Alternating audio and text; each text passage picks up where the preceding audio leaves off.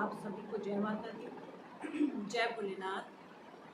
पावन चैत्र नवरात्रों की आप सभी को हार्दिक शुभकामनाएं।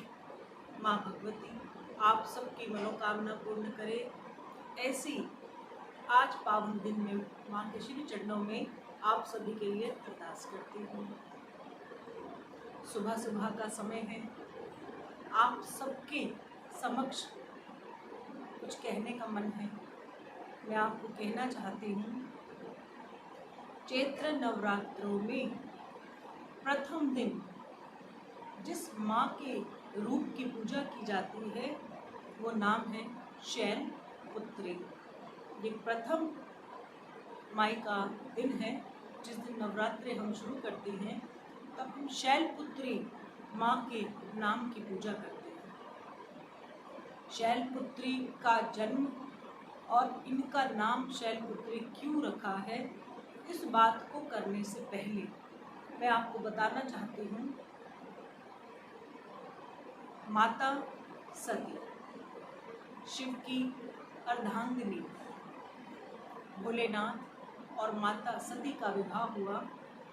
और आप सब जानते हैं कि दक्ष राजा के घर में जो हवन रखा गया था, उस हवन में प्रभु भोलेनाथ और सती का निमंत्रण नहीं आया। उसके बावजूद माता सती अपने पिता के यहाँ हवन के समय पहुँच गए। ऐसे में जब उनका आदर सत्कार नहीं हुआ, उनकी माता ने उनको प्रेम नहीं दिया, उनके पिता ने उनको प्रेम नहीं दिया, उनसे बात नहीं की, ऐसे में भोलेनाथ को अपार क्रोध आया। क्योंकि भोलेनाथ नहीं चाहते थे कि माता सती किसी भी तरह से उस हवन में, उस यज्ञ में शामिल हो। लेकिन माता सती ने प्रभु भोलेनाथ की बात को ना मानकर अपने जीवन में बहुत बड़ी भूल की, जिसके कारण जब उन्हें अपार क्रोध आया कि उनका अपमान हो रहा है उन्हीं के घर में, के साथ साथ प्रभु भोलेनाथ का भी अपमान हो रहा है, उस यज्ञ कुंड में माता सती ने रो रो कर उस अग्नि में अपने तन, अपनी देह को समर्पित कर दिया। अग्नि में माता सती का अंग जलकर राख हो गया। माता सती के जब देह को अग्नि ने पकड़ा तो अग्नि भी चिल्लाती थी, क्योंकि अग्नि यज्ञ जो देव हैं उन्हें भी ज्ञान था कि माता सती जिस कारण इस यज्ञ में कूदी हैं, अग्नि को अपने तन पर लपेटा है कि माँ की कोई गलती नहीं है। ऐसे में माता ने बहुत कुपित भाव रखा और कहा कि ये मेरी सबसे बड़ी भूल है कि मैंने अपने पति, अपने ईश्वर, देवों के देव महादेव की आज्ञा का पालन नहीं किया। माता सती जलकर भस्म हो गई। संसार में त्राही त्राही मच गई। सभी देवी और देवता की आंखों से झरझर आंसू बहने लगे। इस बीच में ऐसा विचार आया कि माता सती का पुनः जन्म अवश्य होगा। समय बीत जाने के बाद माता सती जो प्रभु भोलेनाथ की अर्धांगिनी थी, मृत्यु को प्राप्त होने के बाद उनका पुनः जन्म हुआ। और ये पुनः जन्म में माता हिमालय पर्वत पे रहने वाले हिमालय राजा के घर में उनका जन्म हो गया। क्योंकि हिमालय पर्वत को शैल कहते हैं, इसीलिए वहाँ उनका नाम शैलपुत्री रखा गया। माता शैलपुत्री बहुत ही सौम्य और कोमल स्वभाव की है। उनका वाहन वृषभ है। भोलेनाथ का वाहन भी वृषभ है। और वृषभ ये दर्शाता है कि ये जो आसन, जो सिंहासन उन्हें वृषभ की पीठ को बैठकर उन्हें प्राप्त हुआ, ये विश्व ब्रह्मांड का आसन है। क्योंकि भोलेनाथ देवों के देव महादेव हैं और जिस आसन पर प्रभु भोलेनाथ बैठते हैं वो आसन बहुत महत्व रखता है। माता शैलपुत्री को भी वृषभ का आसन प्राप्त हुआ। उनके एक हाथ में त्रिशूल और दूसरे हाथ में अष्ट कमल का फूल है। माँ ने श्वेत वस्त्रों को धारण किया हुआ है क्योंकि अभी माँ शैलपुत्री जिस हिमावत की बेटी हैं, अभी ये एक कुंवारी कन्या है, इसीलिए इनके वस्त्र जो हैं वो श्वेत बताए गए हैं।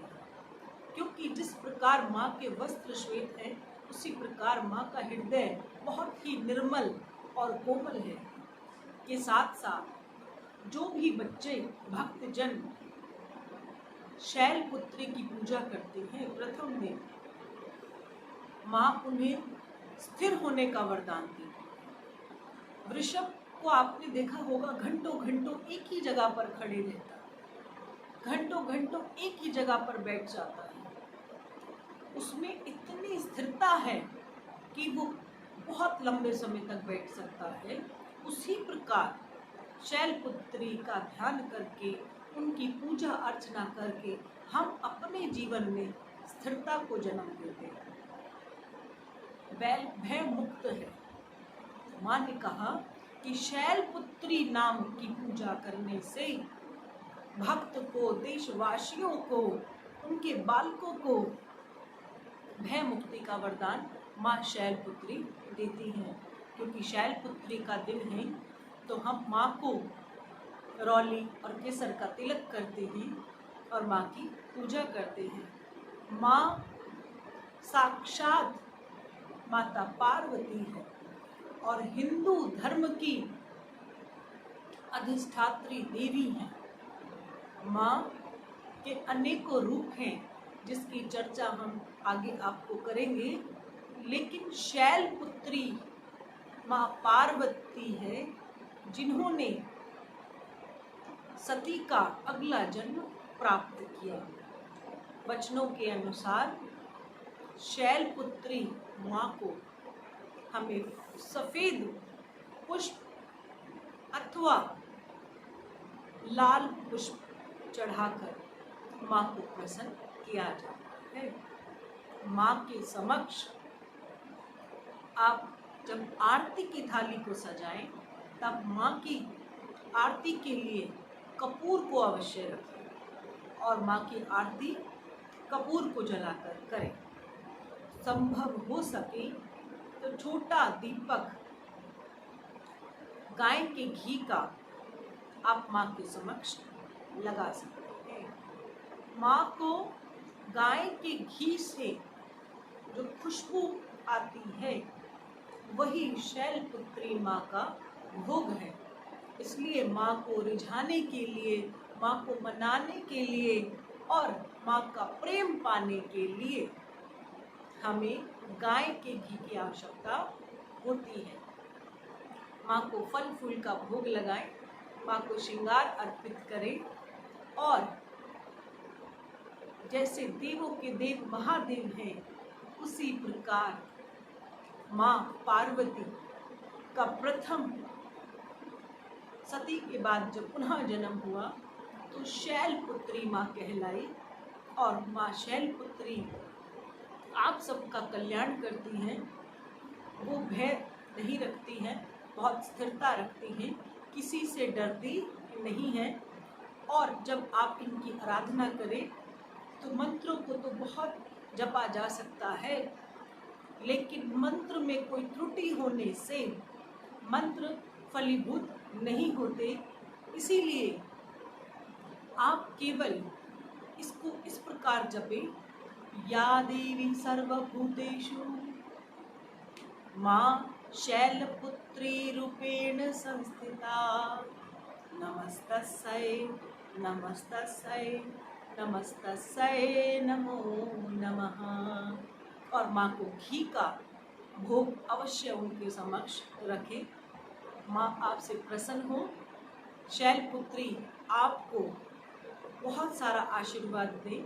और माँ की अब जब आप जोत जगाएं तो इस रूप में जगाएं। माँ आज वृषभ पर बैठी हैं, हाथ में त्रिशूल और अष्टकमल लिए हुए इस संसार का कल्याण करने के लिए इस धरती पर अवतरित हुई हैं। सभी को जय माता दी, जय भोलेनाथ। आप सबको माँ भगवती का आशीर्वाद प्राप्त हो। अगले रूप की चर्चा मैं बहुत जल्दी करूँगी। जय माता।